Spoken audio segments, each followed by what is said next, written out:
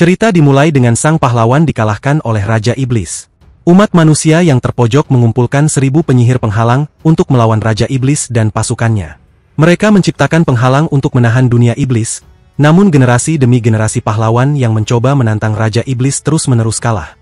30 tahun kemudian, di pegunungan, protagonis kita, Blake, seorang penyihir penghalang berusia 39 tahun, terbangun dan meregangkan tangannya. Setelah mengenakan mantel, dia keluar dari gubuknya dan berkata pada dirinya sendiri bahwa dia masih merasa bugar hari ini. Dia melihat kawanan iblis di luar penghalang yang telah dia buat. Blake menyadari bahwa penghalang itu mulai melemah. Sambil berlutut, dia meletakkan kedua tangannya di tanah dan mulai melantunkan mantra untuk memperkuat penghalang itu. Dia menuangkan semua energinya untuk menebalkan penghalang tersebut, tetapi dia melihat bahwa keefektifannya semakin melemah lebih cepat akhir-akhir ini, dan energi magis yang dibutuhkan meningkat drastis. Blake berharap pahlawan baru segera mengalahkan Raja Iblis. Sementara itu, di kastil Raja Iblis, sang pahlawan menghadapi Raja Iblis. Mereka saling menyerang dengan cepat. Sang pahlawan berteriak keras sambil mengayunkan pedangnya. Bersamaan dengan serangannya, dia melepaskan kekuatannya dan berhasil melukai Raja Iblis sambil menghindari serangannya. Raja Iblis terluka parah, batuk darah, dan tidak percaya bahwa dia telah kalah. Dia terus-menerus menggumamkan bahwa ini tidak bisa dimaafkan dan mencoba mengatakan sesuatu kepada sang pahlawan. Tetapi dia meninggal sebelum selesai berbicara. Sang pahlawan tersenyum penuh kemenangan, mengangkat pedangnya, dan menyatakan kemenangan mereka, menyerukan semua orang untuk merayakannya.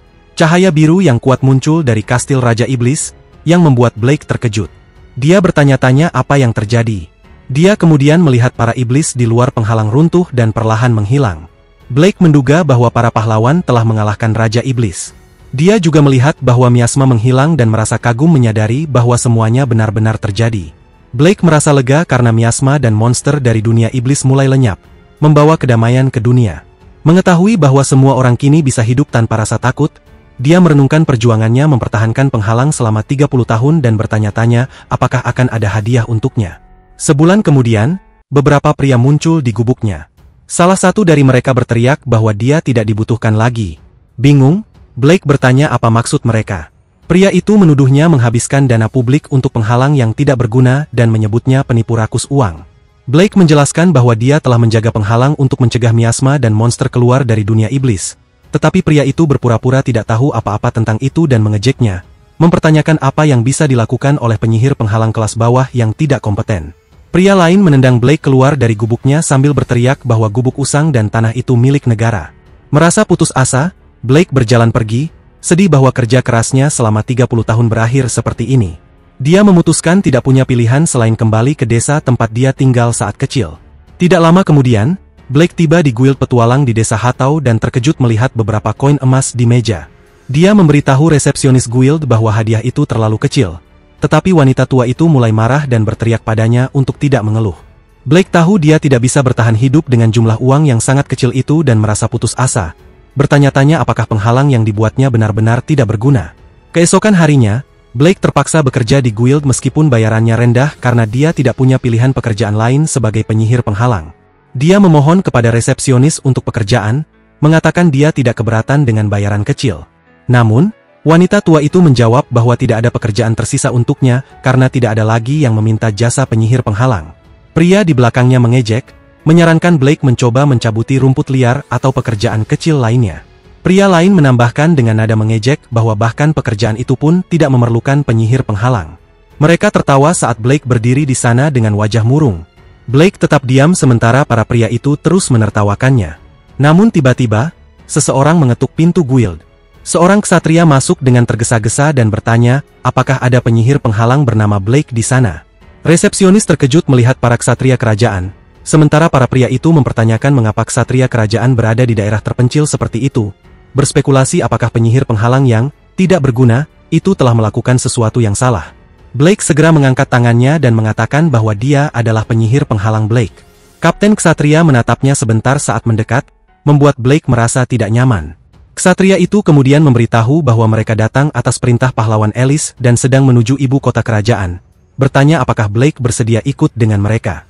Para pria yang sebelumnya mengejek Blake terdiam mendengar bahwa dia dipanggil oleh pahlawan dan diundang ke ibu kota kerajaan. Mereka mempertanyakan bagaimana seorang penyihir penghalang yang tidak berguna bisa mendapatkan pengakuan seperti itu. Blake menjawab Kapten bahwa dia mengerti, dan Kapten meminta maaf atas keterburuannya. Kapten menjelaskan bahwa mereka harus berangkat segera, sambil menunjuk ke kereta di luar. Kapten itu menginstruksikan Blake untuk naik kereta. Saat Blake mendekati kereta, para pria mulai panik, bertanya kepada resepsionis tua apakah Blake benar-benar hanya seorang penyihir penghalang, khawatir mereka mungkin mendapat hukuman atas perilaku mereka. Wanita tua itu tergagap, menyarankan agar mereka meminta maaf. Setelah Blake masuk ke dalam kereta, perjalanan mereka dimulai. Dia merasa perjalanan itu surprisingly nyaman tetapi juga merasa canggung. Sulit percaya bahwa dia dipanggil oleh sang pahlawan. Dia teringat pernah membantu pahlawan itu sebelumnya dan bertanya-tanya apakah dia masih mengingatnya. Beberapa jam kemudian, mereka tiba di ibu kota kerajaan Henda, Miston. Melihat keluar jendela, Blake kagum dengan ukuran kota yang sangat besar. Belum pernah melihat begitu banyak orang sebelumnya. Kereta itu langsung menuju ke kastil. Setelah tiba, dia mengikuti Kapten Ksatria masuk, semakin merasa tidak pada tempatnya. Tiba-tiba, suara lembut menyapanya, berkata, "Kamu datang." Blake berbalik dan melihat pahlawan Alice, seorang gadis 18 tahun dengan senyuman hangat.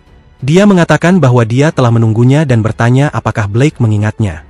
Ketika Blake menjawab bahwa dia ingat, Alice menjadi bersemangat, mengungkapkan betapa senangnya dia.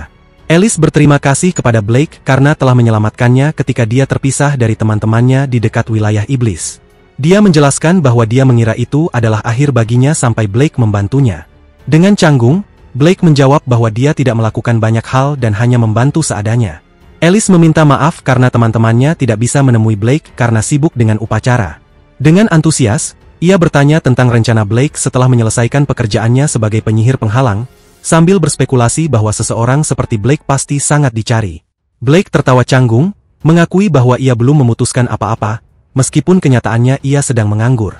Alice, dengan penuh semangat, menyarankan Blake untuk bergabung dengan korps penyihir kerajaan, yang mengejutkan semua orang dan membuat marah salah satu anggotanya, Gunther, wakil kapten divisi kelima korps penyihir kerajaan yang berusia 22 tahun.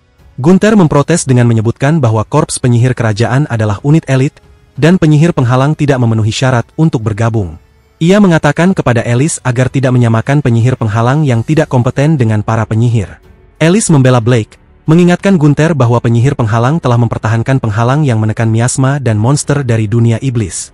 Gunther dengan arogan menolak argumen tersebut, mengklaim bahwa monster takut pada penyihir, bukan pada penghalang, dan bahwa miasma dapat dengan mudah diatasi dengan sihir. Ia menyimpulkan bahwa penyihir penghalang tidak diperlukan. Blake diam-diam mengepalkan tinjunya karena marah, mengingat bagaimana penyihir penghalang dihormati 30 tahun yang lalu. Ia tidak percaya reputasi mereka telah jatuh sejauh ini. Gunther dengan mengejek menyebut Blake sebagai orang tua dan mengatakan bahwa hanya individu muda dan berbakat yang cocok untuk pekerjaan seperti itu. Ia kemudian berkata kepada Alice bahwa Blake tidak memiliki keterampilan dan tidak layak dipertimbangkan kecuali ia bisa membuktikan dirinya. Alice bertanya apakah Gunther mengatakan Blake harus membuktikan dirinya dengan mengalahkannya. Gunther dengan percaya diri menjawab bahwa jika Blake cukup terampil untuk mengalahkannya, maka itu boleh saja. Alice mengatakan kepada Blake bahwa ia percaya Blake bisa menang, meningkatkan kepercayaan dirinya. Blake ragu-ragu tetapi akhirnya setuju. Tak lama kemudian, mereka berdiri di atas panggung luar. Blake menghadapi Gunther, yang tersenyum mengejek. Blake bertanya-tanya bagaimana situasinya bisa menjadi seperti ini, padahal ia hanya datang karena dipanggil. Gunther memperkenalkan dirinya sebagai wakil kapten divisi kelima korps penyihir kerajaan. Ia mulai mengumpulkan sihir api di tangannya, memperingatkan Blake agar tidak mengeluh jika ia mati. Gunther kemudian mengarahkan dan melepaskan bola api langsung ke Blake. Serangan Gunther menyebabkan ledakan kuat, dan para penyihir mengira semuanya sudah selesai, memuji kekuatan wakil kapten mereka. Gunther tertawa arogan, mengatakan inilah yang terjadi ketika penyihir penghalang menjadi sombong. Namun, tawanya terhenti, membuatnya kesal. Ia menuntut untuk tahu siapa yang mengganggu momen kemenangannya, hanya untuk mendengar suara yang bertanya, apakah ujian sudah dimulai? Gunther dan yang lainnya terkejut melihat Blake berdiri tanpa cedera. Gunther menatap tak percaya, bertanya-tanya bagaimana itu mungkin, karena ia telah melancarkan mantranya dengan niat untuk membakarnya hingga menjadi abu. Ia tidak dapat memahami apa yang telah dilakukan Blake. Frustrasi, Gunther melancarkan mantra api lain, menyatakan bahwa ia terlalu lunak sebelumnya dan kini akan serius. Dengan nada mengejek, ia berteriak agar Blake menerimanya, saat ia melepaskan serangan sihir api yang lebih kuat. Blake dengan tenang membentuk penghalang, melindungi dirinya sekali lagi. Serangan Gunther meledak saat mengenai penghalang itu. Namun, dia tidak berhenti. Gunther terus meluncurkan rentetan bola api ke arah Blake sambil berteriak agar Blake terbakar menjadi abu. Para penyihir muda yang menyaksikan mulai khawatir, berpikir bahwa tidak mungkin ada yang selamat dari serangan sihir seperti itu. Namun, Blake yang dengan mudah memblokir serangan-serangan itu dengan penghalang miliknya merasa sihir tersebut terlalu lemah. Dia bertanya-tanya apakah Gunther masih menahan kekuatannya karena serangannya terasa tidak sebanding. Setelah serangan bertubi-tubi, Gunther menutupi hidungnya dari asap dan dengan angkuh bertanya apakah Blake akhirnya mati. Tetapi saat asap mulai menghilang, Gunther membeku terkejut. Blake masih berdiri di tempat yang sama tanpa goresan sedikit pun. Gunther berteriak tak percaya, menuntut penjelasan bagaimana Blake masih hidup. Blake menoleh ke arah Gunther, yang bergumam sendiri bahwa ini tidak mungkin. Dengan nada mengejek, Gunther menghina Blake, menyebutnya sampah yang hanya bisa membuat penghalang. Dia mencemooh bahwa bertahan tidak ada gunanya jika Blake tidak bisa menyerang, mendesaknya untuk mencoba menyerang balik jika memang merasa frustrasi. Blake, yang sempat bingung sejenak, mengangkat tangannya dan dengan tenang berkata bahwa dia akan melakukannya. Gunther, sama bingungnya, bertanya apa yang baru saja Blake katakan. Tiba-tiba, sebuah penghalang kecil namun kuat melesat dari tangan Blake, menghantam wajah Gunther. Kekuatan itu membuat Gunther terguling di tanah, hingga menabrak dinding. Para penyihir ternganga tak percaya bahwa wakil kapten mereka terlempar begitu saja. Gunther bangkit sambil mengumpat dan menuntut penjelasan apa yang dilakukan Blake, bersikeras bahwa penyihir penghalang tidak bisa menyerang. Blake hanya menjawab bahwa dia memindahkan penghalangnya, lalu menunjukkan tekniknya. Gunther berteriak marah, mengklaim bahwa penghalang seharusnya tidak bisa bergerak dan memindahkannya adalah hal yang tidak masuk akal. Blake dengan canggung menjelaskan bahwa setelah 30 tahun memasang penghalang, dia sudah cukup terlatih, lalu bercanda apakah itu dianggap curang. Para penyihir mulai berbisik di antara mereka, mempertanyakan apakah penyihir penghalang itu sebenarnya lebih kuat daripada wakil kapten mereka. Mereka mencatat bahwa Blake menerima semua serangan tanpa satu pun goresan. Mendengar bisikan mereka, Gunther semakin marah, bertanya-tanya bagaimana dia bisa kalah dari sampah. Menyadari posisinya mulai goyah, dia melirik timnya yang diam-diam mengangguk kepadanya. Mereka melancarkan mantra untuk menciptakan bola api kecil di belakang Blake. Bola api itu tumbuh semakin besar dan mencoba membakar Blake dari belakang. Tetapi penghalang Blake secara otomatis aktif melindunginya. Kerumunan penyihir tertegun, tetapi Alice tersenyum penuh arti. Blake, yang tidak menyadari apa yang terjadi, berbalik dan bertanya apakah ada sesuatu yang mengenainya, mengira itu mungkin batu. Gunther, yang menyaksikan dengan tidak percaya, menyadari bahwa penghalang itu aktif dengan sendirinya. Apa-apaan orang ini? Gumamnya. Alice menatap Blake dengan kebanggaan yang tampak di matanya, berpikir bahwa Blake telah membuktikan kekuatannya. Dengan penuh amarah, Gunther menyiapkan mantra lain. Dia tidak bisa menerima duel ini berakhir dengan penghinaan seperti ini. Dengan menuangkan seluruh mananya ke dalam serangan terakhir, dia mempersiapkan sihir api tingkat lanjut. Para penyihir muda, yang merasakan bahaya, melarikan diri karena tahu mereka akan terjebak dalam ledakan. Gunther berteriak kepada Blake, menyatakan bahwa dia akan membunuhnya dengan serangan penuh kekuatan ini, lalu melepaskan sebuah meriam api raksasa. Blake bahkan tidak bergerak ketika mantra besar itu meluncur ke arahnya. Dengan ketakutan, mereka berteriak, tetapi Alice tetap tenang. Dia tahu bahwa sihir tingkat lanjut tidak bisa ditahan oleh penghalang biasa. Namun, dia percaya pada Blake. Pernah suatu kali, saat mereka dikepung oleh iblis, Blake membunuh para iblis hanya dengan menggerakkan penghalangnya. Seperti yang diharapkan, Blake dengan mudah menetralkan bola meriam api itu, membuat Gunther terpana. Gunther jatuh berlutut sambil terus bergumam bahwa itu tidak mungkin. Sihir terkuatnya gagal, dan mananya terkuras habis. Kerumunan berbisik takjub. Menyadari bahwa Blake telah menang, Alice dengan bangga mengumumkan bahwa Blake telah membuktikan kemampuannya dan menyatakan bahwa tim mage penghalang telah menang. Dia menegaskan bahwa Blake layak untuk bergabung dengan korps penyihir kerajaan. Gunther mencoba membantah, berteriak bahwa Blake bukan satu-satunya mage penghalang. Dia menuntut penjelasan tentang apa yang terjadi pada mage penghalang lainnya. Penyelidik tiba dan melaporkan bahwa sebagian besar mage penghalang lainnya telah mati atau meninggalkan tugas mereka, bahkan menggelapkan dana dalam prosesnya. Secara perlahan, mereka menghilang, meninggalkan Blake sebagai satu-satunya mage penghalang yang menjaga penghalang besar di sekitar wilayah iblis. Blake memahami alasan mengapa mananya untuk mendirikan penghalang terus meningkat. Gunther yang terkejut berteriak kepada penyelidik, mempertanyakan bagaimana Blake sendirian bisa mengelola penghalang di area yang lebih besar dari seluruh kerajaan Hria. Dia terus mendesak, Bertanya apakah penyelidik itu benar-benar mengatakan bahwa Blake menjaga penghalang sebesar itu sendirian. Alice tersenyum, menyadari bahwa Blake telah melampaui semua harapan. Tiba-tiba, suara memecah keramaian. Sebuah sosok memasuki tempat itu, menuntut penjelasan tentang apa yang terjadi. Gunther membeku kaget.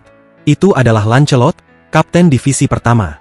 Semua orang kagum melihat Lancelot, Kapten teratas Divisi Pertama, untuk pertama kalinya dari dekat.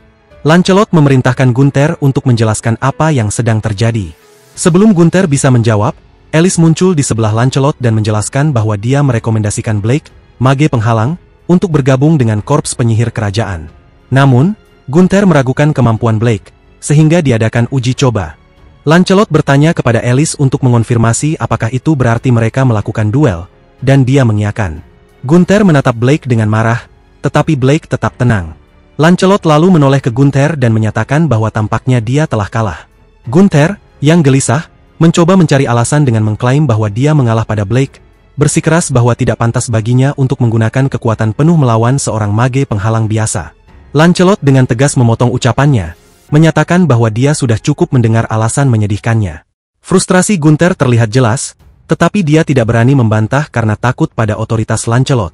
Lancelot mendekati Blake dan berkata bahwa terlepas dari gelar seseorang, jika mereka memiliki kemampuan, mereka akan diterima.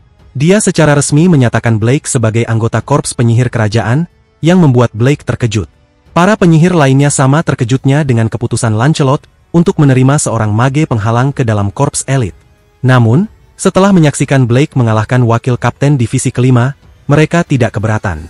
Blake tersenyum tidak percaya, bertanya-tanya apakah seseorang seperti dirinya, yang telah menghabiskan 30 tahun menjaga penghalang, benar-benar pantas berada di korps penyihir terbaik kerajaan. Alice kemudian melangkah maju dengan senyum cerah dan memberi ucapan selamat kepada Blake. Dengan manis, ia mengatakan bahwa ia selalu percaya padanya. Blake berterima kasih kepadanya, mengatakan bahwa semua ini berkat Alice. Alice mengabaikannya dengan santai, lalu mengusulkan untuk keluar merayakannya. Namun, sebelum mereka sempat pergi, Lancelot muncul di belakang Alice dan dengan tegas bertanya apakah ia pikir punya waktu untuk merayakan. Alice menghela napas kesal saat para penyihir menariknya pergi. Lancelot mengingatkan Alice bahwa mereka harus kembali bekerja. Alice melawan dan memanggil Blake untuk meminta bantuan, tetapi mereka tetap menyeretnya pergi meskipun ia memprotes. Setelah itu, Lancelot menoleh ke Blake dan berkomentar bahwa Alice tampaknya menyukai Blake. Dia bertanya jenis hubungan apa yang Blake miliki dengannya. Blake dengan tenang menjawab bahwa mereka hanya kenalan. Lancelot mengangguk, tetapi memperingatkan Blake bahwa banyak orang mencoba mendekati pahlawan dengan niat tersembunyi, dan menyarankan Blake untuk tidak menjadi salah satu dari mereka. Setelah itu, Lancelot pergi, sementara Gunther menatap Blake dengan kebencian murni. Beberapa hari kemudian, Blake tiba di asrama korps penyihir kerajaan. Dia terkejut dengan ukuran dan kemegahan bangunan itu. Saat masuk, dia melihat sekeliling dengan gugup, mencari kamar yang telah ditentukan untuknya. Saat ia berkeliling, sekelompok wanita muda melihatnya dan mulai berbisik satu sama lain. Mereka bertanya-tanya mengapa seorang pria yang lebih tua ada di asrama, mencatat bahwa dia tidak tampak seperti perwira atasan. Pakaian lusuhnya membuat mereka curiga bahwa dia hanyalah seorang rakyat biasa. Merasa canggung dengan tatapan mereka, Blake segera pergi, memutuskan untuk menemukan kamarnya secepat mungkin. Setelah beberapa menit, dia menemukan kamar 206, kamar yang ditugaskan padanya. Dia mengetuk pintu dan membukanya, sambil meminta maaf saat masuk. Di dalam, seorang pelatih muda korps penyihir kerajaan bernama Sven yang berusia 16 tahun berbalik menghadapnya dan dengan belak-belakan bertanya, "Siapa kau?" Blake menyapa Sven dan memperkenalkan dirinya sebagai teman sekamar barunya mulai hari ini. Sven langsung bertanya, "Kenapa ada orang tua di sini?" Setelah Blake menjelaskan semuanya, Sven berteriak tidak percaya, bertanya apakah Blake mengaku telah direkomendasikan oleh sang pahlawan dan mengalahkan wakil Kapten Gunther untuk bergabung dengan korps penyihir kerajaan. Sven lalu berteriak agar Blake tidak berbohong, membuat Blake menyadari bahwa dari sudut pandang orang lain, ceritanya memang terdengar tidak masuk akal. Sven mulai gemetaran, membuat Blake dengan khawatir bertanya apakah dia baik-baik saja. Sven kemudian berteriak bahwa hidupnya di korps sudah berakhir karena ada orang tua pembohong di tim yang sama dengannya. Bingung, Blake bertanya apa maksudnya dengan tim yang sama. Sven menjelaskan bahwa teman sekamar akan ditempatkan di tim yang sama di divisi pelatihan baru. Blake mengangguk tanda memahami dan meminta maaf karena sudah menjadi orang tua, tetapi meyakinkan Sven bahwa dia akan berusaha keras agar tidak menjadi beban. Merasa bersalah, Sven tergagap bahwa itu bukan sepenuhnya kesalahan Blake. Sven tiba-tiba berhenti dan memperhatikan rambut Blake, berkomentar bahwa rambutnya berantakan dan akan mengganggu selama pelatihan. Dia bertanya apakah Blake ingin dia memotong rambutnya. Beberapa menit kemudian, Sven selesai memotong rambut Blake dan bertanya bagaimana hasilnya. Blake berterima kasih padanya, mengatakan bahwa dia merasa segar kembali. Tiba-tiba, Sven tersentak menyadari bahwa waktu untuk latihan hampir tiba. Dengan tergesa-gesa, dia menyuruh Blake untuk mengganti pakaian dengan seragamnya, dan Blake segera menyetujuinya. Sesaat kemudian, mereka bertemu dengan Ray dan Clara, dua trainee berusia 16 tahun dari Korps Penyihir Kerajaan. Tace bertanya kepada Sven siapa pria tua itu, dan Clara mengatakan bahwa dia belum pernah melihatnya sebelumnya. Sven menjawab bahwa Blake ternyata anggota tim mereka, dan Blake menyapa mereka. Tace terkejut dan berteriak, mempertanyakan mengapa ada pria tua di tim mereka dan apakah tidak aneh memiliki orang seperti itu sebagai rekrutan baru. Clara mencoba menenangkannya dengan mengatakan bahwa Tace sudah keterlaluan, tetapi Tace membalas bahwa Clara mungkin berpikiran sama. Blake mendengar komentar mereka tetapi tetap tenang, menyadari bahwa semua rekrutan lain masih muda dan dia satu-satunya yang lebih tua. Tak lama kemudian, seorang perwira senior memperkenalkan Blake kepada kelompok itu, mengumumkan bahwa dia baru saja bergabung. Blake memperkenalkan dirinya sebagai penyihir penghalang, barrier mage, dan menyapa semua orang. Para trainee lainnya mulai berbisik-bisik, berspekulasi apakah dia benar-benar orang yang dikabarkan telah mengalahkan wakil Kapten Gunther. Sebagian besar meragukan cerita itu, menganggap hal itu mustahil. Clara dan Tace merasa skeptis, sulit mempercayainya, sementara Sven panik, berpikir bahwa tim mereka akan hancur karena Blake adalah penyihir penghalang, yang menurutnya lemah. Dari kejauhan, Gunther menatap Blake dengan penuh kebencian, diam-diam bersumpah bahwa Blake tidak akan lolos setelah mempermalukannya. Perwira senior itu berbicara kepada kelompok, menjelaskan bahwa mereka adalah rekrutan terbaru dan divisi mereka belum ditentukan. Penempatan mereka akan bergantung pada kinerja selama pelatihan. Blake menyadari ini berarti mereka belum resmi terdaftar dan bertekad untuk bekerja keras dan menunjukkan hasil. Perwira senior itu kemudian mengumumkan bahwa tugas pertama mereka adalah melakukan latihan bertahan hidup. Para trainee diperintahkan untuk berburu monster di hutan Mecha, dengan poin diberikan berdasarkan kinerja mereka. Mereka memiliki waktu 2 minggu untuk menyelesaikan latihan tersebut. Pengumuman itu menyebabkan kepanikan di antara para trainee, karena mereka semua tahu bahwa hutan Mecha terkenal dengan kolam miasmanya. Perwira senior, tampak tidak peduli, mengatakan bahwa itu hanyalah nasib buruk bagi mereka dan memerintahkan semua orang untuk mengambil perlengkapan mereka dan berangkat. Blake mengambil peralatannya, sementara Sven, yang ketakutan, terus bergumam bahwa semuanya sudah berakhir karena dia tahu hutan Mecha bukan tempat untuk pemula. Sven kemudian berbalik kepada Blake, memohon agar dia tidak menjadi beban bagi tim. Blake dengan tenang meyakinkannya bahwa dia mengerti. Perwira senior memerintahkan semua orang untuk naik kereta naga sesuai tim mereka, karena mereka akan diangkut ke titik awal masing-masing di dalam hutan. Semua orang naik ke dalam kereta, tidak menyadari bahwa Gunther diam-diam merencanakan untuk membuat hidup Blake sengsara selama latihan. Setelah berjam-jam perjalanan, mereka tiba di hutan. Sven tertegun dengan ngeri ketika melihat tempat itu dan berteriak, bertanya tempat neraka macam apa itu. Sven bertanya mengapa mereka memulai dari puncak gunung yang jauh dari hutan. Clara mengamati bahwa sepertinya tidak ada tim lain di dekat mereka, yang mendorong Tace untuk bertanya apakah mereka telah mendapat undian sial. Sven berteriak dengan putus asa bahwa semuanya sudah berakhir dan mereka benar-benar celaka. Dia menambahkan bahwa dia pernah bermimpi untuk bergabung dengan Korps Penyihir Kerajaan, tetapi inilah yang dia dapatkan. Dia membentak Sven, menyebutnya menyedihkan, sambil mengingatkannya bahwa sebagai pemimpin tim, setidaknya dia seharusnya mengatakan sesuatu seperti, ikuti aku, atau memberikan semangat. Sven dengan marah berteriak balik, menyuruhnya diam, sambil mengeluh bahwa dia tiba-tiba saja diangkat menjadi pemimpin tim. Blake pun memisahkan diri dari perdebatan mereka, membuat Sven dan dia berbalik dengan kesal dan bertanya apa yang dia inginkan. Blake dengan tenang menyarankan agar mereka melihat peta dan menentukan lokasi mereka. Dia menambahkan bahwa dia ingin tahu posisi mereka yang sebenarnya. Sven dan dia saling bertukar pandang tanpa bicara sebelum akhirnya Sven dengan enggan membuka peta. Dia menunjukkan posisi mereka saat ini. Clara mengomentari bahwa mereka cukup jauh dari target, tetapi mereka mungkin bisa mencapainya jika mereka bergegas. Namun, mempertanyakan apakah itu mungkin kecuali mereka terus berlari sepanjang jalan. Blake bertanya apakah mereka sebaiknya segera berangkat, dan Sven dengan enggan setuju, mengatakan bahwa mereka tidak punya pilihan lain. Pas frustrasi tetapi menyuruh kelompok itu mempersiapkan diri untuk perjalanan.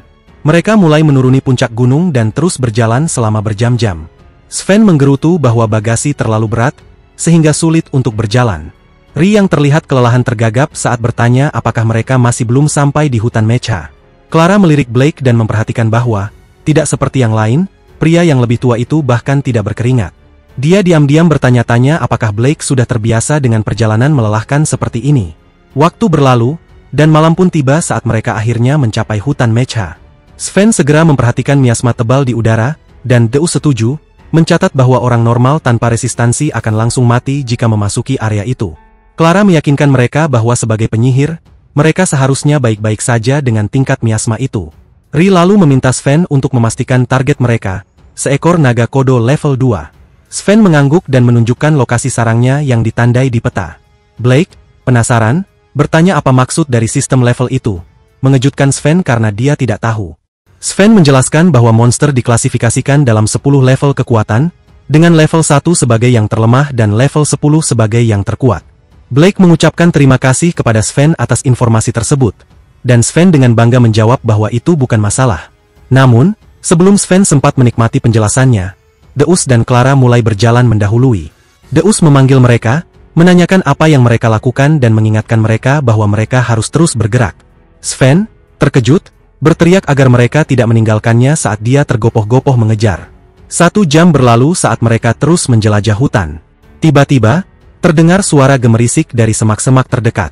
Kelompok itu berbalik dan melihat goblin bersembunyi di dalamnya. Sven, yang mengenali mereka sebagai monster level 1, dengan cepat melemparkan mantra api ke salah satu goblin, membanggakan bahwa dia bisa mengatasinya sendirian. Serangannya mengenai 1 goblin, tetapi 2 goblin lainnya melompat ke arahnya secara bersamaan, membuatnya panik. Sebelum goblin-goblin itu bisa mencapai Sven, gelombang kekuatan sihir yang kuat menyapu mereka, memotong mereka hingga berkeping-keping. Itu adalah Ri yang kemudian menegur Sven, mengingatkan dia untuk tidak pernah lengah. Sven duduk sambil memegang lengannya yang terluka ringan dan menggerutu pada Tera bahwa dia tidak perlu ikut campur. Clara, yang memperhatikan lukanya, segera menyembuhkannya. Sven berterima kasih dan meminta maaf. Sementara itu, Blake yang mengamati dari jarak dekat tetap diam. Sven berbalik padanya dengan frustrasi dan bertanya mengapa dia tidak membantu. Sebelum Blake sempat menjawab, Tera mengingatkan Sven bahwa dia sendiri yang bersikeras bahwa dia bisa mengatasi situasinya sendirian. Sven berteriak pada Tera untuk diam, tetapi akhirnya setuju dan dengan enggan meminta maaf pada Blake. Tak lama kemudian, saat mereka melanjutkan perjalanan, seekor monster muncul di atas Sven, siap menyerangnya. Blake yang menyadari hal itu berpura-pura tersandung, membuatnya tampak seperti kecelakaan. Sven yang tidak menyadari keberadaan monster itu menghindar tanpa menyadari bahaya yang mengintainya. Khawatir, Sven bertanya apakah Blake baik-baik saja, dan Tera mempertanyakan apa yang sedang dilakukannya. Blake meminta maaf sambil meletakkan tangannya di tanah seolah-olah untuk menyeimbangkan diri, tetapi sebenarnya dia sedang merapal mantra. Dia mengatakan bahwa dia menemukan jalur baru ketika dia jatuh dan menyarankan mereka untuk pergi ke arah itu, menunjuk ke area yang lebih terbuka. Sven setuju setelah melihat jalur yang lebih jelas, dan kelompok itu melanjutkan perjalanan ke arah tersebut. Tera memanggil Clara, yang menjawab bahwa dia sedang menyusul. Tanpa sepengetahuan mereka, Blake secara diam-diam menghabisi monster-monster di belakang mereka dengan sihirnya. Clara sempat merasakan kekuatan sihir dan menoleh untuk melihat, tetapi tidak menemukan apapun yang mencurigakan. Tak lama kemudian, Blake menyebutkan bahwa dia mendengar suara air di dekatnya dan menunjuk ke depan. Ketika mereka tiba di dekat sebuah danau, kelompok itu beristirahat sejenak. Menyadari adanya monster yang mengintai di sekitar, Blake menyarankan mereka segera melanjutkan perjalanan. Setelah berjam-jam berjalan, malam pun tiba, dan kelompok itu memutuskan untuk beristirahat. Penyihir muda itu tertidur, sementara Blake berjaga. Saat dia menjaga, seekor binatang buas besar merayap mendekati mereka dan menggeram sebelum mencoba menggigitnya. Penghalang otomatis Blake aktif, memblokir serangan itu dan membuat binatang itu mundur kesakitan. Sven, yang terbangun karena suara itu, bertanya apakah Blake mendengar sesuatu. Blake dengan tenang menjawab bahwa dia tidak mendengar hal yang tidak biasa. Sven menawarkan untuk menggantikan Blake berjaga, tetapi Blake meyakinkan bahwa dia baik-baik saja dan akan membangunkan Sven jika diperlukan. Sven berterima kasih dan kembali tidur, tidak menyadari bahwa penghalang Blake diam-diam melindungi seluruh area. Keesokan harinya, saat mereka melanjutkan perjalanan, Sven menyadari bahwa mereka hampir tidak menghadapi monster apapun dan berkomentar bahwa aneh rasanya perjalanan berjalan begitu lancar meskipun tetap melelahkan. Clara, dari sudut matanya, mengamati Blake, berpikir bahwa aneh mereka hanya bertemu monster-monster lemah sejauh ini. Dia teringat rumor tentang Blake yang berhasil mengalahkan wakil Kapten Gunther, dan bertanya-tanya apakah Blake memengaruhi situasi mereka. Tera menyela, menunjukkan bahwa kurangnya monster kuat adalah hal yang baik. Dia menyebutkan bahwa mereka sudah sangat lelah setelah berjalan jauh, dan menghadapi monster kuat akan menjadi bencana.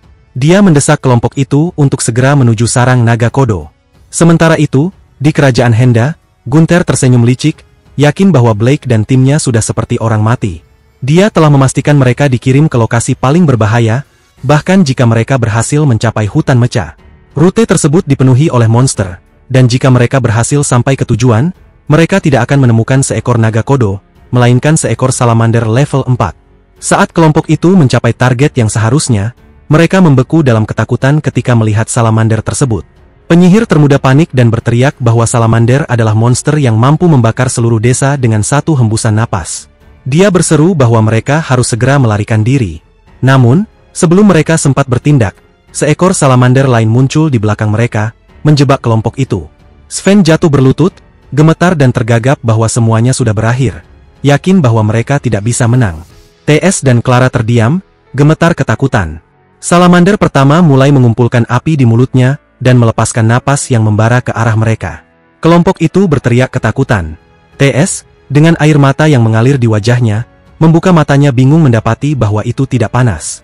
Tanpa sepengetahuan mereka, Blake berdiri dengan tenang, melindungi mereka dari api mematikan dengan penghalang miliknya. Kelompok itu tertegun melihat penghalang tersebut mampu menahan api. Clara bertanya dengan tak percaya apakah itu perbuatan Blake.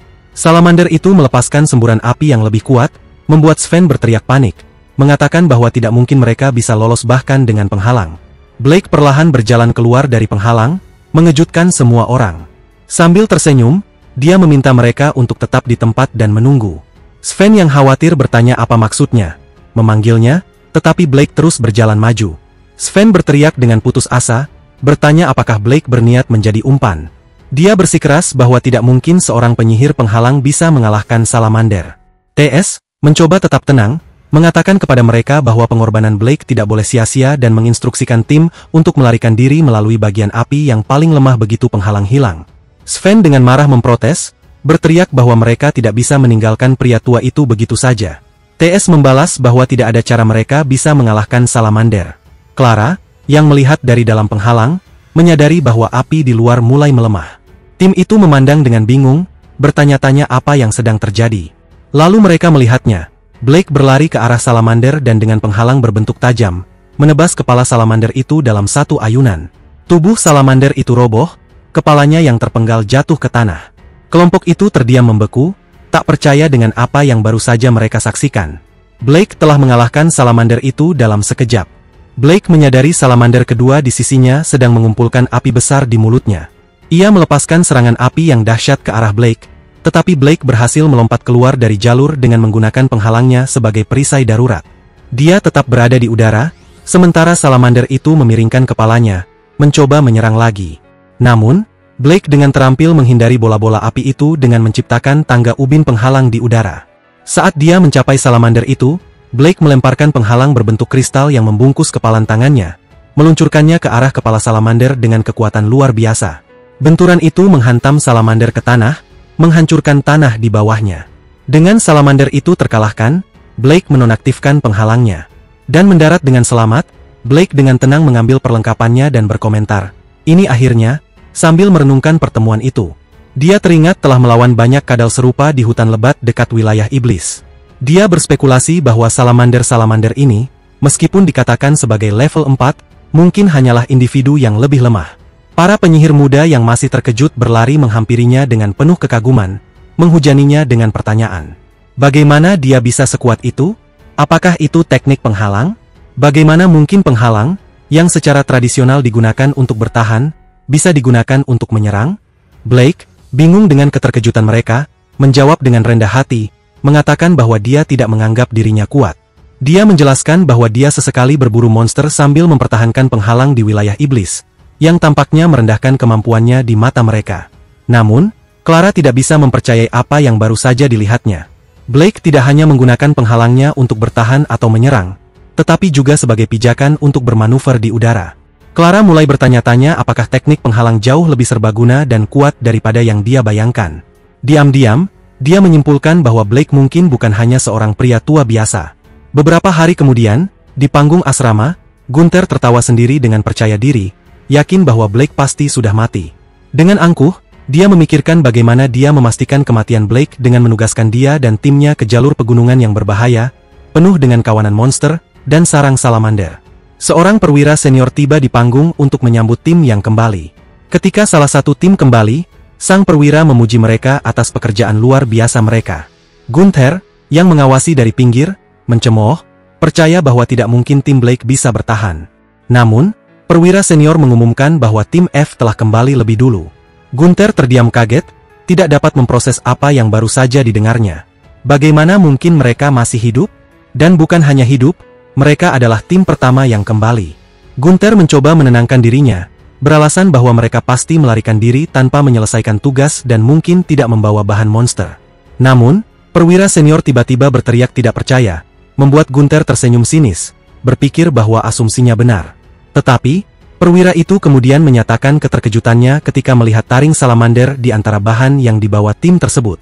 Dia menyatakan bahwa itu adalah hasil tingkat tertinggi dalam sejarah pelatihan mereka. Gunther mulai berkeringat, tidak percaya bahwa sekelompok yang disebut gagal, dan seorang penyihir penghalang berhasil mengalahkan salamander. Perwira senior memuji tim atas kinerja luar biasa mereka dan mengumumkan bahwa keberhasilan mereka akan secara signifikan meningkatkan nilai mereka. Dia mendorong mereka untuk terus melakukan yang terbaik dalam pelatihan berikutnya. Tim bersorak, gembira atas pencapaian mereka. Perwira senior kemudian menoleh ke koleganya dan bertanya, apakah ada sarang salamander di rute pelatihan. Rekan senior, yang bingung, menjawab bahwa survei awal hanya mengidentifikasi monster tingkat rendah di daerah tersebut. Sementara itu, Sven dengan bangga menyatakan bahwa dia tidak percaya mereka berada di puncak papan skor. Durs mengingatkannya bahwa sebagian besar kredit milik Blake, yang telah mengalahkan salamander dan membimbing mereka kembali dengan selamat. Clara setuju, sambil mencatat bahwa mereka tidak akan bisa mencapainya tanpa bantuan Blake. Sven mendekati Blake dengan hati-hati dan mengucapkan terima kasih. Blake dengan rendah hati menjawab bahwa itu tidak benar, sambil bersikeras bahwa mereka berhasil mengatasi rintangan karena semua orang telah bekerja keras, dan yang dia lakukan hanyalah memberikan sedikit bantuan. Sven terlihat terharu dengan kerendahan hati Blake, tersenyum, dan mengatakan bahwa dia tetap memilih untuk percaya pada Blake. Sven menambahkan bahwa Blake adalah orang yang baik, dan Clara juga mengucapkan terima kasih. Namun, Blake masih merasa bahwa mereka berada dalam posisi yang sangat tidak menguntungkan dibandingkan tim lain dan menduga bahwa keberhasilan mereka mungkin tidak sepenuhnya kebetulan. Sementara kelompok itu mengobrol dan merayakan, Gunther berdiri di dekatnya, gemetar penuh amarah dan menatap tajam ke arah Blake. Pikirannya dipenuhi dengan rencana balas dendam, bersumpah bahwa dia tidak akan membiarkan ini berlalu begitu saja. Beberapa hari kemudian, para trainee berkumpul untuk sesi latihan lainnya. Instruktur mengumumkan bahwa pelatihan hari itu akan berbentuk kompetisi, dan tim-tim harus dibagi sesuai kebutuhan. Sven berkomentar bahwa lapangan latihan utama terasa sempit, dan Thea menyarankan untuk pindah ke lapangan latihan kedua yang lebih sepi. Clara setuju, dan kelompok itu pergi ke arah yang dimaksud. Gunther memperhatikan mereka pergi dan tersenyum saat sebuah rencana licik mulai terbentuk dalam pikirannya. Di lapangan latihan kedua, Sven menyarankan untuk menguji kemampuan Blake, tetapi Blake bercanda dan meminta agar mereka tidak terlalu keras padanya. Tiba-tiba, Gunther muncul dan memerintahkan mereka untuk berhenti. Gunther menambahkan bahwa karena mereka menggunakan lapangan latihan kedua, dia akan melatih mereka secara pribadi. Sven berbisik kepada Thea, bertanya mengapa wakil Kapten Gunther ikut dalam pelatihan mereka. Thea menjawab bahwa dia mendengar Gunther membantu karena kekurangan instruktur. Gunther memperhatikan bisikan mereka dan berteriak, menuntut tahu apa yang mereka bicarakan sebelum memerintahkan mereka untuk segera berkumpul. Dengan enggan, kelompok itu menjawab, "Ya, Pak." Gunther lalu berbalik ke arah Blake dan menyeringai, sambil mengatakan bahwa dia tidak dibutuhkan dan sebaiknya hanya berdiri seperti orang bodoh dan menonton. Gunther menghadapi para trainee dan mulai memberikan instruksi. Beberapa saat kemudian, Thea tergeletak di tanah, terluka. Clara segera menghampirinya dan menyembuhkan lukanya. Gunther mengejek mereka, bertanya mengapa mereka tidak serius dalam latihan, sambil menunjukkan bahwa jika lawan mereka adalah monster sungguhan, mereka pasti sudah mati. Gunther berteriak agar mereka bangkit, menyatakan bahwa pelatihan belum selesai. Blake mencoba mendekati para trainee yang terluka, tetapi Gunther membentaknya untuk tetap diam, mengingatkannya bahwa dia telah diperintahkan untuk tidak bergerak. Gunther dengan nada mengejek menjelaskan bahwa dia melatih para trainee hanya karena mereka lemah. Blake menatap Gunther dengan marah, tetapi Gunther hanya tersenyum puas melihat frustrasi di wajah Blake. Itu memang tujuannya, membuat Blake merasa tak berdaya. Gunther kembali menghadap para trainee, menuntut agar mereka berhenti bermalas-malasan dan segera bersiap. Mengumpulkan sihir api di tangannya, dia mengarahkannya ke kelompok itu. "Jika kalian tidak bisa bersiap," teriaknya, "aku yang akan membuat kalian melakukannya." Gunther melepaskan semburan api ke arah para trainee yang ketakutan, yang langsung berteriak dalam ketakutan. Serangan Gunther meledak, tetapi dia dengan nada menggoda memberitahu Blake bahwa sepertinya rekan-rekannya telah berada dalam situasi yang cukup sulit. Dia mengatakan bahwa tangannya tergelincir karena Blake telah menghinanya. Gunther kemudian menghadap Blake dan berkata agar tidak salah paham, itu hanya bimbingan dan dia belum membunuh mereka. Namun, dia mengakui bahwa dia mungkin sedikit terlalu bersemangat dengan bimbingan tersebut, sehingga mereka mungkin sedikit terbakar. Gunther dengan bangga menunjuk pada para pelatihan baru dan mengatakan kepada Blake bahwa asapnya mulai menghilang dan Blake seharusnya melihat keadaan menyedihkan rekan-rekannya. Namun, ketika asap menghilang, para pelatihan ternyata selamat berkat sebuah perisai. Hal ini mengejutkan Gunther, yang bertanya mengapa mereka tidak terluka. Sven melihat tubuhnya, bertanya-tanya apakah itu penghalang dan apakah lelaki tua itu yang menciptakannya. Gunther melirik Blake, bertanya-tanya apakah dia yang melakukan sesuatu, tetapi dia menyadari bahwa Blake tidak bergerak. Sementara itu, para instruktur memperhatikan situasi antara Gunther dan tim F. Mereka juga melihat bahwa para pelatihan terlihat cukup terluka dan bertanya apa yang sebenarnya terjadi. Gunther menjelaskan bahwa dia sedang memberikan bimbingan, tetapi tampaknya para pelatihan telah mencapai batas mereka dan dia baru saja akan menyelesaikannya. Namun, Sven berteriak bahwa itu bukan bimbingan, melainkan perundungan, dan Teres dengan marah menambahkan bahwa dia sangat kesal Gunther berencana mengakhiri seperti itu. Blake mengamati mereka, dan Clara dengan tegas mengatakan bahwa dia ingin menang dengan kekuatan semua orang. Ketiga pelatihan itu memandang Blake dengan percaya diri, dan dia mengangguk sebagai tanggapan. Mereka kemudian mengatakan kepada Gunther bahwa mereka masih bisa melanjutkan, mendesaknya untuk melanjutkan bimbingan, dan berjanji bahwa mereka tidak akan kalah. Para instruktur tersentuh oleh tekad mereka dan mendorong mereka untuk bertahan dan tidak kalah dari wakil kapten. Gunther, yang merasa terganggu tetapi tidak bisa mundur tanpa kehilangan muka, menyetujui. Para pelatihan saling menyemangati untuk bekerja sama dan menang. Gunther melepaskan sihir apinya, mengatakan bahwa tidak mungkin mereka bisa mengalahkannya. Dia menyerang dengan api besar, tetapi mereka tidak gentar, tetap tak terluka berkat perisai Blake. Sven dengan nada menggoda mengatakan kepada Gunther bahwa sihirnya tidak akan berhasil melawan mereka. Gunther terkejut melihat penghalang di sekitar mereka dan menyebut mereka pengecut. Namun, para pelatihan hanya mengarahkan sihir mereka ke Gunther. Sementara Sven mengejek dengan bertanya siapa sebenarnya yang bermain curang dan menyebut Gunther bajingan. Para pelatihan kemudian meluncurkan serangan gabungan mereka ke arah Gunther. Sven sangat senang karena mereka berhasil mengenai Gunther. Tetapi Gunther dengan marah menatap mereka dan menyebut mereka bajingan, mengancam bahwa mereka tidak akan lolos begitu saja. Hal ini mengejutkan dan menakutkan mereka, tetapi Blake segera melompat untuk melindungi para pelatihan, menatap tajam ke arah Gunther. Tiba-tiba, salah satu instruktur berteriak bahwa itu sudah cukup dan menuntut untuk mengetahui apa yang sedang dilakukan Gunther. Gunther mencoba menjelaskan bahwa dia hanya memberikan bimbingan, tetapi instruktur dengan tegas mengatakan padanya untuk berhenti mencari alasan. Dia mengatakan bahwa dia tahu Gunther menyimpan dendam terhadap Blake dan telah melecehkan tim F. Sang instruktur mengungkapkan bahwa dia telah menyelidiki semuanya dan dengan marah mengumumkan bahwa mulai hari itu, Gunther dicopot dari jabatannya dan harus bersiap untuk diturunkan pangkat. Gunther terdiam, bertanya-tanya mengapa dia harus menderita seperti ini dan menyalahkan semuanya pada Blake. Sesaat kemudian, mereka berada di ruangan itu ketika Sven berkomentar bahwa Gunther mendapatkan apa yang pantas diterimanya, dan mereka semua setuju. Ray menambahkan bahwa rasanya sangat memuaskan melihatnya dan menyebutkan bahwa bahkan titik awal mereka dalam latihan tampaknya merupakan bagian dari pelecehan Gunther. Sven menyebut Gunther sebagai bajingan karena menyimpan dendam terhadap Blake. Blake meminta maaf kepada mereka karena telah menyebabkan masalah, tetapi Sven segera mengatakan bahwa itu bukan kesalahannya. Tay setuju bahwa mereka hanya terjebak dalam masalah itu, yang mendorong Sven untuk menyuruhnya berhenti mengatakan hal-hal seperti itu. Mereka semua berkumpul di sekitar Blake dan bertanya bagaimana dia bisa begitu kuat. Tace mengatakan bahwa Blake menggunakan penghalang yang belum pernah dia lihat sebelumnya, dan Clara mengatakan bahwa dia tertarik. Blake hendak menjawab ketika terdengar ketukan di pintu. Seorang wanita membukanya dan memberitahu Blake bahwa atas perintah Lady Eda, penyihir kebijaksanaan, mereka datang untuk mengawalnya.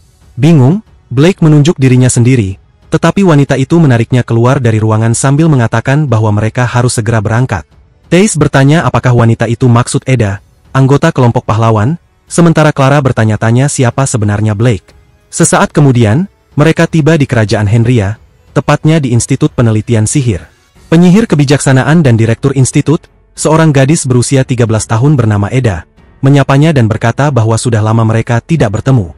Blake menyapanya kembali dan mengatakan bahwa dia senang melihat Eda baik-baik saja. Dia hendak mengusap kepala Eda ketika wanita tadi menghentikannya, dengan gugup mengingatkan bahwa Eda adalah penyihir jenius yang muncul sekali dalam satu generasi, dan memperlakukannya seperti anak kecil sangat tidak sopan. Blake meminta maaf kepada Eda dan bertanya apakah dia tidak menyukainya. Tetapi Eda menjawab bahwa itu tidak masalah dan dia tidak keberatan. Eda segera menjelaskan alasan dia memanggil Blake, yaitu untuk meminjam kekuatannya dalam menangkap monster. Dia menjelaskan bahwa menangkap monster sangat sulit. Kandang fisik tidak efektif karena monster akan mengamuk.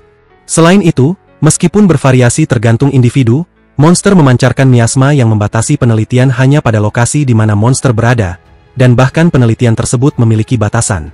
Eda menambahkan bahwa jika mereka bisa menangkap dan memeriksa monster di institut penelitian, mereka dapat menyelidiki ekologi dan karakteristik monster, menganalisis miasma, dan mungkin mengembangkan langkah-langkah untuk melawannya. Blake mencatat bahwa para pahlawan memiliki perlindungan dari Dewi yang memungkinkan mereka sepenuhnya memblokir miasma. Ini berarti hanya kelompok pahlawan yang dapat memasuki wilayah iblis dengan konsentrasi miasma yang tinggi. Kembali ke topik awal, Eda bertanya kepada Blake apakah dia bisa menangkap monster level 5 atau lebih tinggi menggunakan penghalangnya.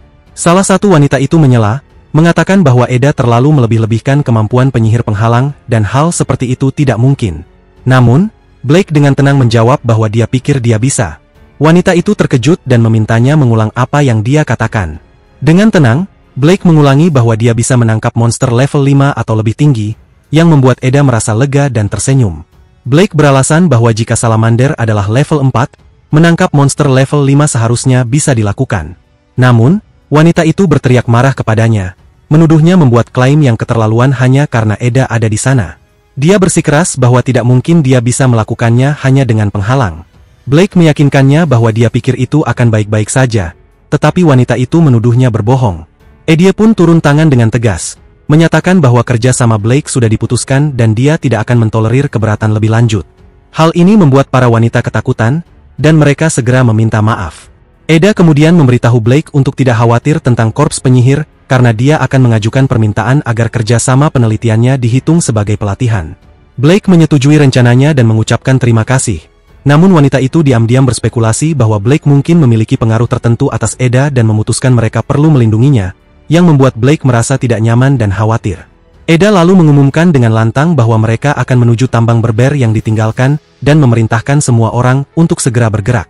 Beberapa menit kemudian, mereka semua siap. Eda memberitahu Blake bahwa bertemu kembali dengan penyelamatnya adalah sebuah keberuntungan. Dia bertanya apakah Blake sudah bertemu dengan yang lain, dan Blake menjawab bahwa dia sudah bertemu dengan Alice, yang tampaknya baik-baik saja. Hal ini membuat Eda tertawa sambil berkomentar bahwa Alice memang selalu seperti itu. Mereka tertawa bersama, yang membuat wanita itu kesal karena bertanya-tanya mengapa Blake bisa begitu akrab dengan Eda padahal dia hanyalah seorang penyihir penghalang biasa. Eda lalu menceritakan bahwa jika Blake tidak menyelamatkan mereka di hutan kematian, mereka pasti sudah kehilangan nyawa mereka. Blake mengenang hari itu saat dia sedang berburu di hutan di luar wilayah iblis, yaitu hutan kematian. Secara kebetulan, dia menemukan seseorang yang masih hidup sedang diserang oleh monster. Jadi dia turun tangan untuk menyelamatkannya. Ketika dia bertanya kepada Alice apakah dia baik-baik saja, Alice memohon agar dia membantu rekan-rekannya. Dia segera membawa Alice dan mencari area tersebut, hingga akhirnya menemukan Eda yang dikelilingi oleh monster. Eda menjelaskan bahwa hutan kematian membingungkan indera orang-orang yang masuk ke sana, menyebabkan mereka terpisah dan tersesat. Dia menambahkan bahwa jika Blake tidak menyelamatkan mereka, mereka pasti sudah mati di sana, lalu berterima kasih sekali lagi atas bantuannya. Blake berbisik padanya bahwa dia tidak melakukan sesuatu yang istimewa, tetapi Eda tertawa dan mengatakan bahwa Blake tidak berubah sedikit pun. Tiba-tiba, anak-anak berlari melewati mereka sambil bermain dengan riang. Blake mengamati mereka dan berkomentar bahwa mereka terlihat bersenang-senang. Dia menceritakan bahwa dia telah menjaga penghalang sendirian sejak usia 9 tahun dan merasa iri pada kehidupan tanpa beban seperti itu. Eda terkejut mendengar bahwa dia hidup sendirian sepanjang waktu itu. Blake bertanya-tanya apakah Eda pernah bermain seperti anak-anak itu, tetapi Eda dengan bangga menjawab bahwa dia adalah seorang penyihir jenius sejak lahir dan tidak pernah bermain dengan anak-anak. Namun, saat dia melirik anak-anak itu, pandangannya melembut dan dia menatap mereka dengan sedih. Beberapa hari kemudian, mereka tiba di tambang berber yang ditinggalkan. Mereka menyadari bahwa ada lebih banyak miasma daripada yang mereka perkirakan. Wanita itu memberitahu Eda bahwa tampaknya terlalu berbahaya bagi siapapun kecuali dirinya. Eda kemudian bertanya kepada Blake apakah dia bisa menciptakan penghalang di sekitar mereka dan memindahkannya. Wanita itu dengan lembut meragukan, bertanya-tanya apakah hal seperti itu mungkin dilakukan. Blake menjawab bahwa dia bisa melakukannya, membuat wanita itu berteriak tak percaya, bersikeras bahwa tidak mungkin hal itu dilakukan. Tanpa sepatah kata, Blake mulai mengaktifkan sihir penghalangnya dan berjalan masuk ke dalam miasma pekat. Wanita itu berteriak bahwa memasuki miasma dengan kepadatan setinggi itu adalah tindakan bunuh diri dan menyebut ini sebagai akibat dari pamer. Namun, Blake berbalik dan dengan santai bertanya apakah mereka tidak ikut, meninggalkan mereka tertegun karena dia masih hidup. Eda berkomentar bahwa efek dari penghalang Blake dapat terlihat jelas dan menyarankan agar mereka meninggalkan kereta naga karena tidak bisa memasuki tambang. Hal ini semakin mengejutkan kelompok itu.